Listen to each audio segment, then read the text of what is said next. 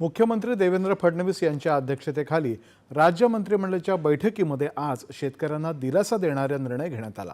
उपसा जलसिंचन योजनांसाठी वीज दर सवलतीला मार्च 2027 पर्यंत मुदतवाढ देण्यात आली आहे। अति उच्च दाब आणि लघुदाब उपसा जलसिंचन अशा सर्व प्रकारच्या 1789 योजनांना वीज दरातल्या सवलतीमुळे शेतकरी सभासदांना लाभ मिळणार आहे।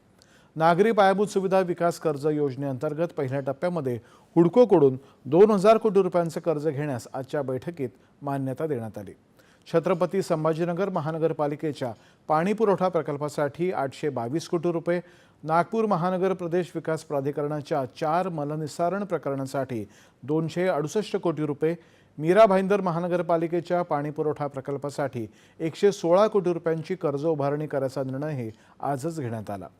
अकोला जिल्ह्यातल्या मूर्तिजापूर तालुक्यातल्या घोंगा आणि कानडी इथल्या लघु पाटबंधारे प्रकल्प योजनांच्या दुरुस्ती खर्चाचीही तरतूद करायला मान्यता देण्यात आली आहे। त्यामुळे मूर्तिजापूर तालुक्यातल्या सिंचन क्षमतेमध्ये वाढ होणार आहे, तसंच शेतीला पाणी मिळून शेतकऱ्यांनाही त्याचा फायदा होणार आहे।